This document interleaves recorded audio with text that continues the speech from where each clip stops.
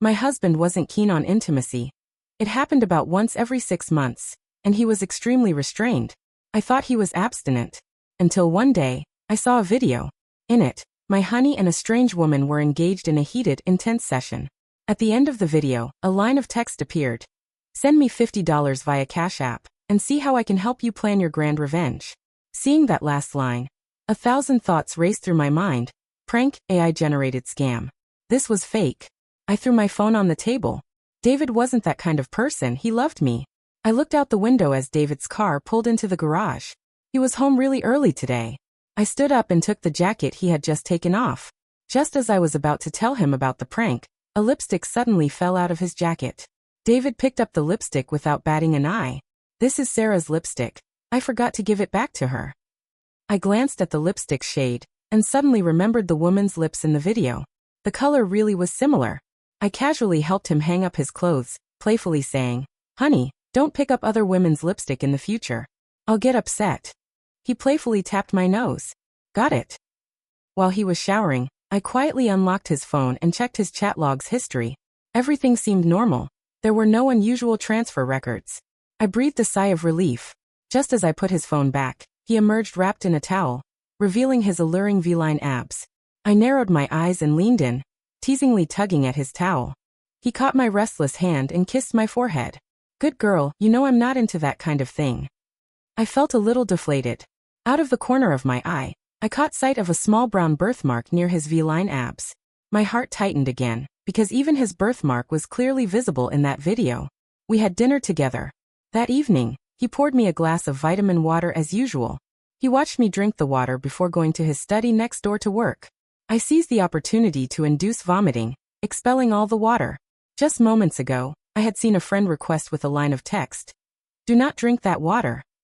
My heart skipped a beat. The friend request ID was Guardian. I accepted it and sent them a $50 transfer. They said, "Let me tell you who I am. Go to the garage. There's another phone in David's car, in the fire extinguisher's secret compartment. Once you see it, you'll understand everything." I quickly got dressed and tiptoed out.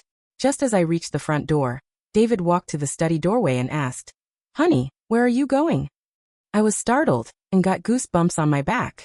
Forcing myself to sound calm, I said, "My favorite plushie fell in the car. You know, I can't sleep without it." David chuckled and turned back to his study. I grabbed the car keys and quickly went to the garage. The garage was cold and stark. I felt around the fire extinguisher. Sure enough, there was a small box behind it. The iPhone inside was a bit old. The unlock code wasn't his usual one. Guardian. The password is his and Sophia's wedding date, May 20th, 2022. I entered the password, and the phone unlocked. The wallpaper was a wedding photo of him and the woman from the video. They were embracing, looking incredibly happy. Looking at that photo, I was filled with immense rage. During that time, he said he was on an international business trip. It turned out he was getting married abroad with this woman. He had another number he used to contact Sophia. All the chat logs history were unbearable to read. Scrolling back a few messages, my eyes were stung. It turned out he was behind my parents' car accident half a year ago. Mom died instantly, and Dad was left in a vegetative state, still in a coma. Our family company fell completely into his hands. He was transferring assets every day, trying to drain the company dry. I was trembling with rage. Just then, David's voice came from the stairwell. "Honey, what are you doing behind my car?" My long stay in the garage had made David suspicious. I quickly shoved the phone back into the box. David walked over and saw me holding the LV gift box. Annoyed, I playfully slapped his arm. "Tomorrow is our 4th wedding anniversary. I was planning to surprise you by secretly putting the gift in your car. What are you doing out here?" David's gaze swept across the trunk. Then he put his arm around me, smiling. "You're always so thoughtful, honey. Tomorrow we'll go to the restaurant we booked for dinner." His touch made me feel physically repulsed, but I couldn't let it show. I nodded, allowing him to lead me back upstairs. The next morning, David drove off. I decided to go to the company to check things out. Since my parents' accident, I hadn't been there much. I arrived at the company parking garage, found his car, but the phone in the trunk was already gone. As I took the elevator and it stopped on the 27th floor, a woman in a Chanel suit stepped in. It was the woman from the video, Sophia. "You must be Mr. Harrison's wife, right?" Her demeanor was incredibly respectful. I've long heard that Mr. Harrison's wife is young and beautiful. Seeing you today, it's certainly true. I'm Sophia, the new CFO, she said with a smile. Mr. Harrison might not have mentioned me. He said you weren't feeling well and didn't want you to worry about company matters. I could sense her hidden meaning. She continued, Mr. Harrison is truly so considerate. Everyone envies you. If only my honey were so considerate, I wouldn't have to come to work. Lily is only 3 years old. I really wish I could spend more time with her. She showed me a photo of Lily on her phone's home screen. I was utterly shocked. They even had a child. This child looks quite like you. Actually, she looks more like her father, she said, covering her mouth with a giggle. The elevator arrived and she bowed slightly. We must have dinner together sometime.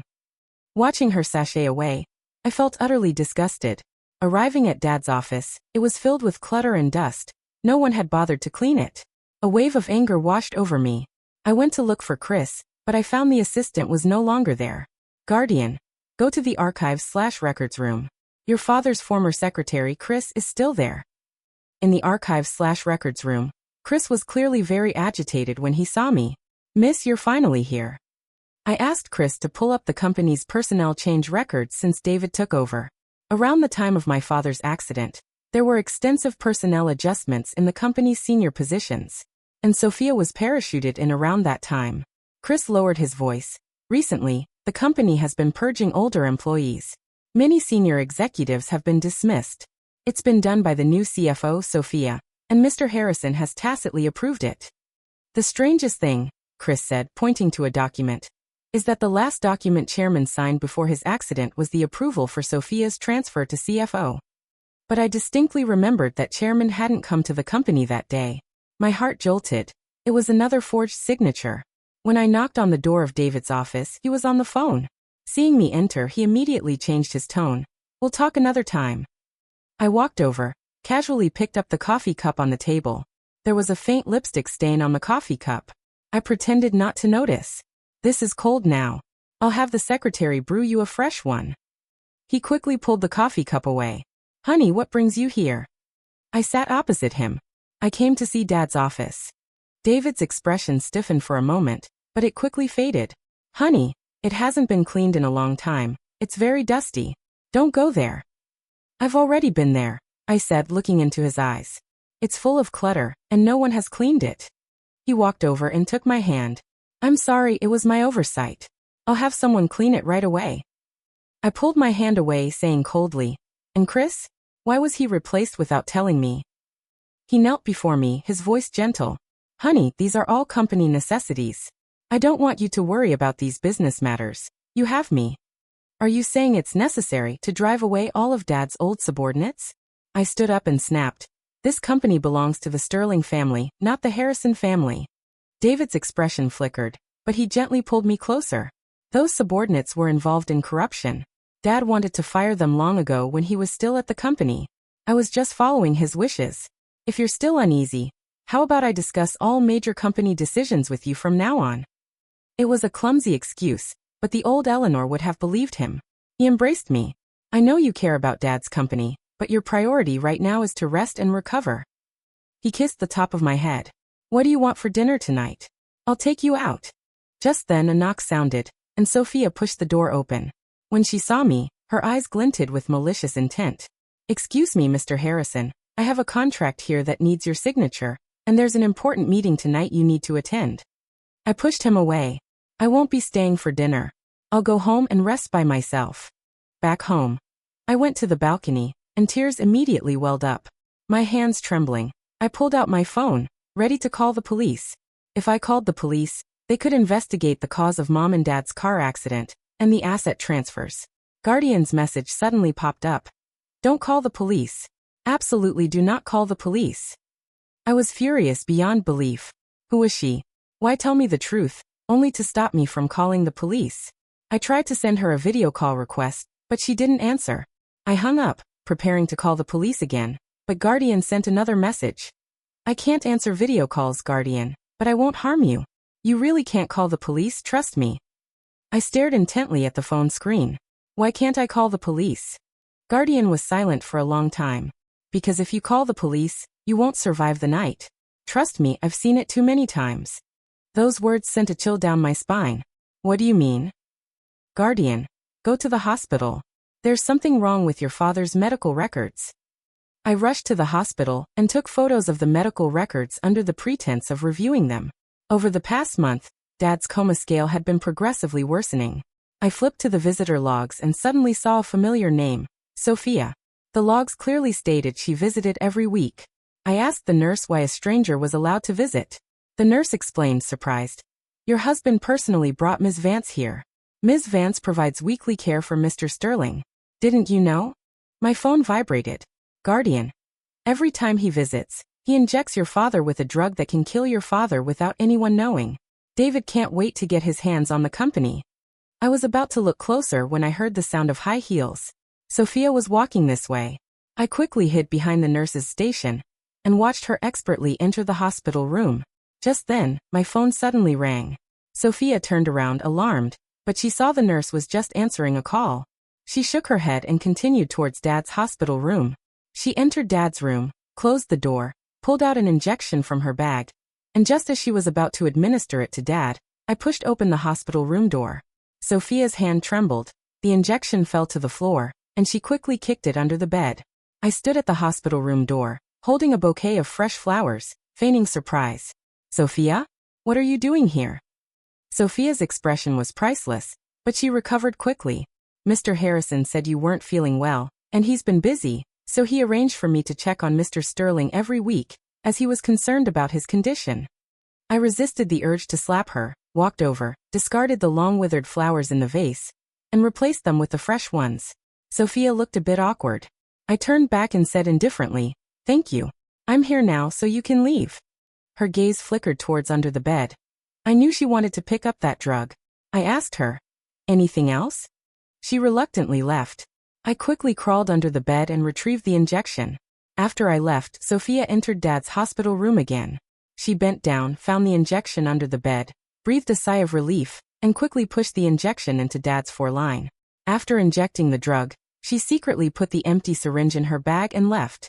And all of this was captured by the hidden camera I had just placed directly opposite the bed. Fortunately, Guardian had warned me. I had prepared a syringe of similar size beforehand, containing only some nutrients, and I had already secured the real injection. That night, David sent me a message. "Honey, I'm sorry, I have to work through the night. Get some rest early." I knew he was definitely meeting Sophia, and this gave me the perfect opportunity. I collected the injection and vitamin water as evidence, and found Private Investigator Robert. He was an old classmate of mine, the only person I could trust now. He would find an accredited institution to test them for me. Robert took the evidence, frowning. "Eleanor, even if the tests show something, it'll be difficult without other evidence.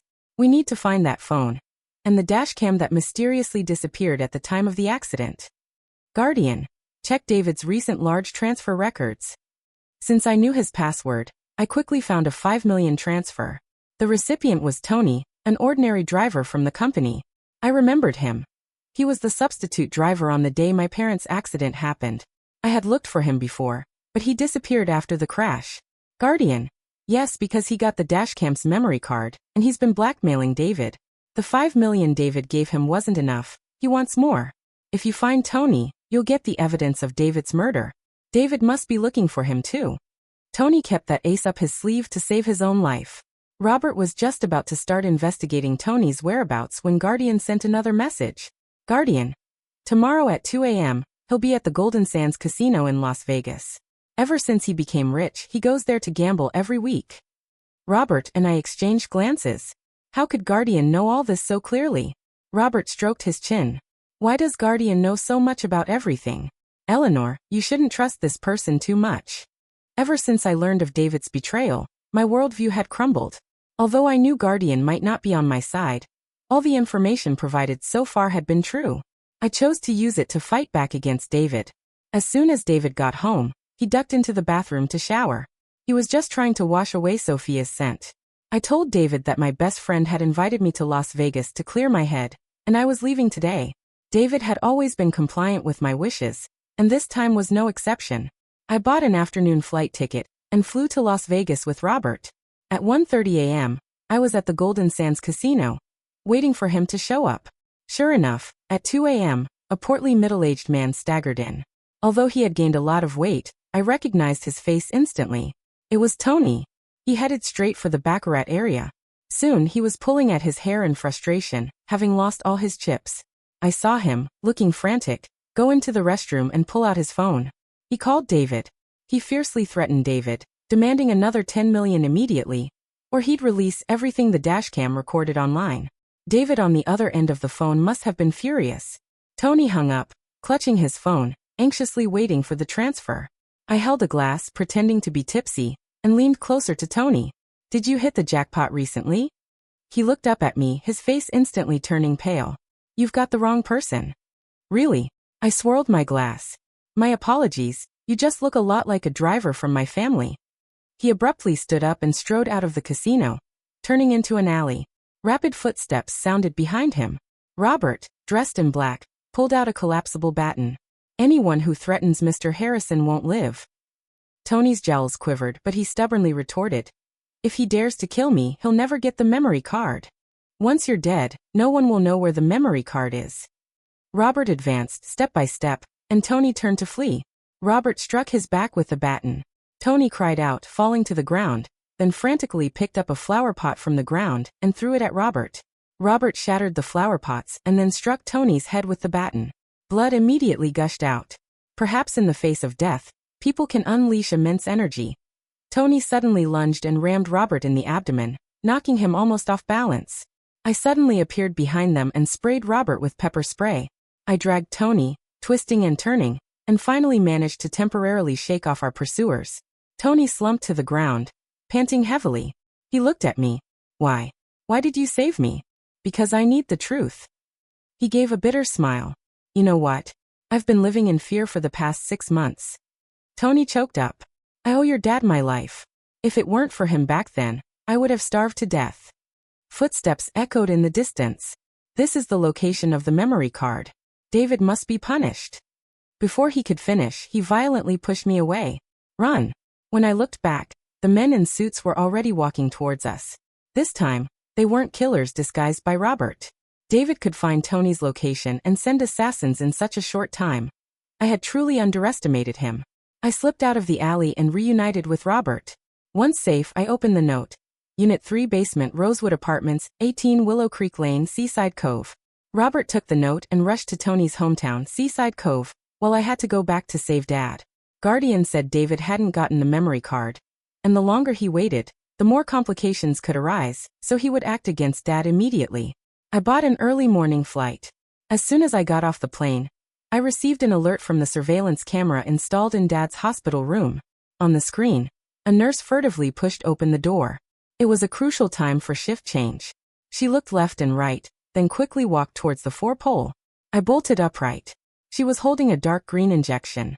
I immediately dialed Dr. Miller's number, but no one answered.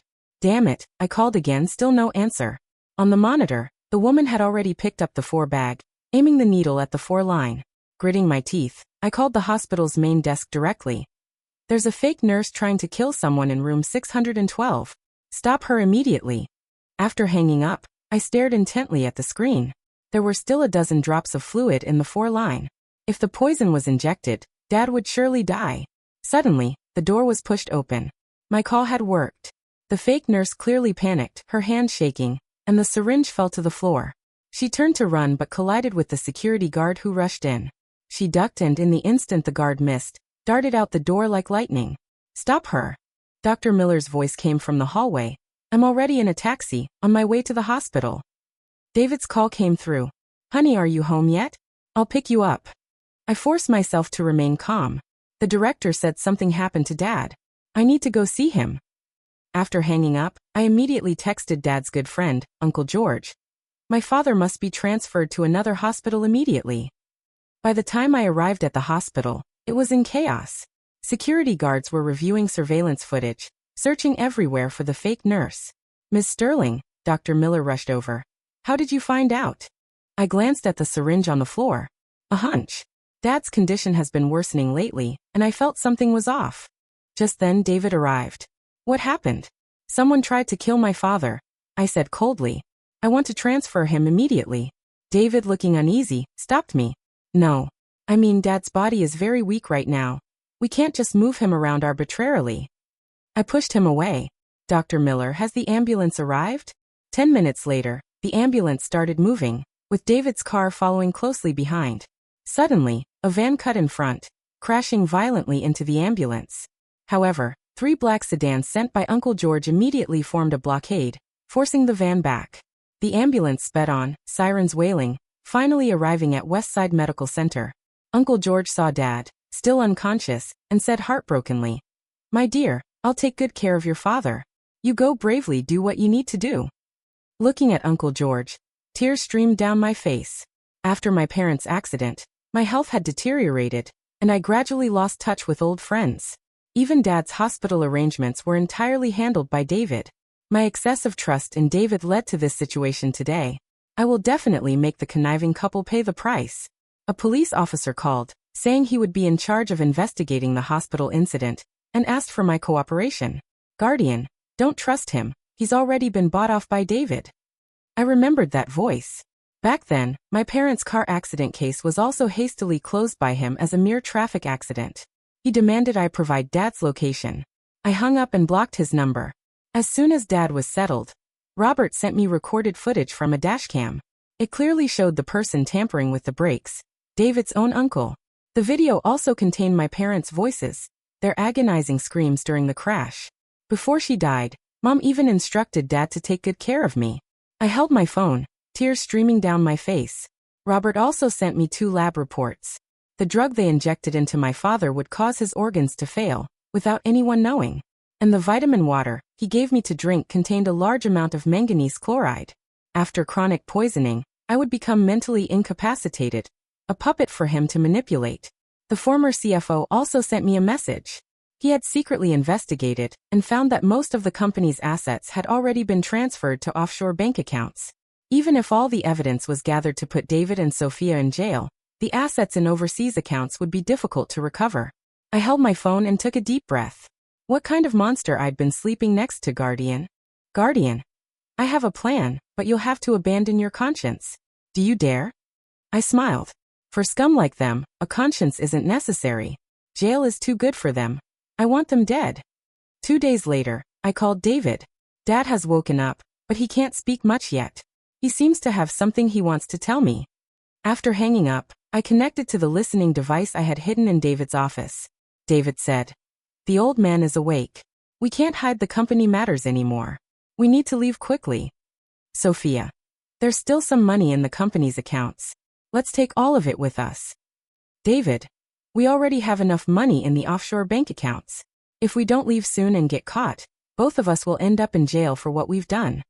Sophia, all right then, I just feel reluctant leaving Eleanor any money, after all.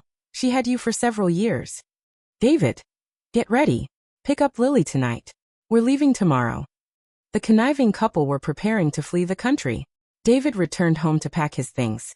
He still couldn't bear to part with his designer watches and clothes. He truly was an opportunistic social climber. Even after scamming me out of my family's fortune, he still cared about such material possessions. While David was packing, I quietly returned home. He turned around and saw me standing outside the room, jumping in fright. He composed himself and forced a smile. "Honey, what are you doing back?" I looked around the room. "This is my home." "Why wouldn't I be back?" "But you've turned the room upside down." "What are you doing?" David swallowed. "I'm going on an international business trip for a while, just looking for clothes." "Oh." I slowly walked in, pulling out box after box of designer watches from his suitcase. "If you didn't explain, I would have thought you were trying to flee the country. Are you taking all your belongings when you go abroad?" "I'm just choosing watches. Wearing 2 slightly better ones so clients don't underestimate me during negotiations." "How about this? I'll go with you." I suddenly pulled out my phone. "Call your assistant and book a ticket for me too." "No." He pressed down on my hand. "You should stay home and take care of Dad." I chuckled. "All right then." I picked up a bottle of red wine and shook it at him. This red wine was specially bought for our 4th wedding anniversary. And to celebrate Dad waking up, let's have a drink. I led him to the dining room and poured him a glass of red wine. He quickly finished it and said, "Honey, don't worry about me. I'll be back soon. Go take care of Dad."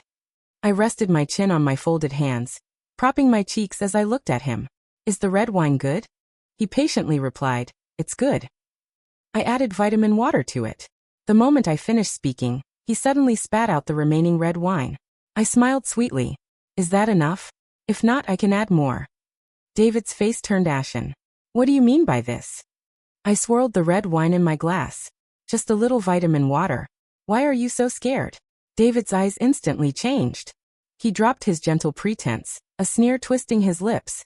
So you know everything? Manganese poisoning, right? He slowly loosened his tie, taking a deep breath. I was originally planning to escape, but since you want to burn everything down, I can't let you live. I asked him, David, you went from a poor young man who couldn't repay his student loans to the CEO of a multi-billion-dollar conglomerate. What exactly are you so dissatisfied with? If you didn't like me, why did you marry me? David laughed maniacally as if he'd heard a joke. What did your parents say about me back then? That a poor kid like me wasn't fit to marry their daughter? Don't you know how your parents looked at me after we got married? Just for this? For that? He sneered. Of course it wasn't just for that, my dear Mississippi. Back then, I worked in restaurants, while your family sat there, high and mighty, waiting for me to serve you. I secretly vowed then that I would become one of those people at the top, just like you. You disgust me. Every time I touched you, I'd get a rash, and I'd have to secretly take allergy medicine. Besides your money, how were you ever worthy of me? Because of you I gave up my woman. I couldn't even openly see my daughter. His eyes blazed with insane hatred. We're all human, so why were you born to have all these good things? You, your parents, everything you have. I want it all. I had never seen such a shameless person. I hurled the bottle of wine at him. Go to hell. He lunged at me in a rage, slapped me hard across the face, and twisted my arm. Women are no match for men. Since you're back, perfect. He locked me in the room, splashed the prepared gasoline outside the door, and lit the fire. The flames grew, and smoke began to fill the room. David escaped from the mansion. David stood downstairs, shouting loudly, help! Everyone, quickly! My wife locked herself in the room and set it on fire. Please quickly save her. His acting was superb. His voice was even laced with tears. The fire truck arrived, sirens wailing. Neighbors rushed to stop David from running into the fire, and finally he knelt on the ground, weeping helplessly. It's my fault. I knew she had depression. Why didn't I watch her more carefully? Someone recorded footage and uploaded it online, establishing a deeply caring persona for him. But how could I meet him alone without any preparations? I had already considered all possibilities yesterday, including preparing a fire blanket and rope in the room beforehand. After David set the room on fire, I slid down the rope from the second floor. An hour later, the fire was extinguished. The firefighters said, no body was found inside. David's face turned ashen. His phone rang. It was Sophia calling. It's bad. Lily is gone. His phone dropped to the ground. Forgetting everything else, he immediately ran to meet Sophia. How could Lily just disappear? Sophia said she wanted to call the police, but David slapped her hand down, urgently saying, no, it must be Eleanor. She wants to burn everything down with us. If we call the police, our involvement will be exposed. Sophia said tearfully, what do we do then? As the two were in a state of anxious despair, both their phones simultaneously received a video. In the video, Lily's most beloved stuffed doll was torn in half, with some bloodstains next to it. A few words flashed across the screen. Send me the offshore account information, or she'll end up like this doll. David roared. Eleanor, you lunatic. Lily, I'll make sure you die a terrible death. Sophia was on the verge of a breakdown at the sight of blood. Call the police. Let's call the police now. David still shook his head. If we call the police, Eleanor will definitely harm the child. He sent the video to his private investigator, asking him to analyze the filming location. Soon the private investigator gave him an address. He sneered. Don't worry, Eleanor is just one person. She can't win. She probably never dreamed I'd know the address. David and Sophia quickly drove towards the abandoned factory. He called his gang, telling them to bring more people to surround the factory. What David didn't know was that I had hidden a listening device inside the watch he was wearing. I had a clear grasp of their every word and action. A group of people surrounded the factory. David walked inside and shouted at me. You can't escape now. Release Lily, and I might spare your life. The gang members searched every corner of the factory. Just then, a distorted voice message came from their phones. It seems you're not behaving. My patience is running thin. Suddenly, a doll dropped from the ceiling, hanging by a rope around its neck. Sophia screamed in terror and collapsed to the ground. David and a few men cut the rope, only to find it was just a straw dummy dressed in Lily's dress. Sophia was on the verge of breaking down. Lily! Lily! Where is she? Her phone rang. She answered, sobbing uncontrollably. Eleanor, please let the child go. She's only 3 years old. I slowly spoke through the voice changer. But did you spare Eleanor's family? Don't make me repeat myself a third time. Send me the account information. David snatched the phone and hung up. Don't give it to her. I know Eleanor. She wouldn't hurt an innocent child. Sophia slapped him across the face, crying, You don't know a damn thing. When you drive a woman insane, she'll do anything. Give her the password now. David's eyes were almost manic. That's over $1 billion. We've been planning this for so long.